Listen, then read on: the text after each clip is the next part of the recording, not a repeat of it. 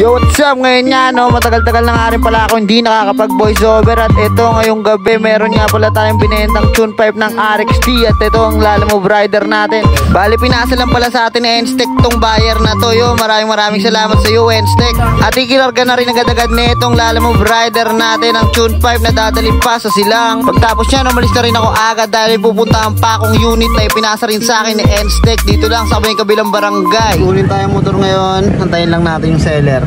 Tapos yan, nandito na nga rin pala ako sa pinag-usapan namin kung saan ako susunduin nung nagbibenta ng motorsiklo. Inaantay ko na lang din yung may-ari ng motor at susunduin niya ako dito papunta sa kanila. Tapos dumating na rin, ayan sila. Dito na kami agad sa kanila. Ito na nga pala yung unit na kukunin natin, Yamaha RS100. Bali, susubukan ko munang paanda rin to. Pag hindi ko to napaandar, ipa-parts out ko ito. Bali, meron dito dalawang motor sila, sir. Meron pa silang HD3. Ayun, yung nasa kabilang side na itong RS. At tinanong ko kung binibenta, hindi daw dahil bubuin ni sir. Tapos ito yung tangke ng RS.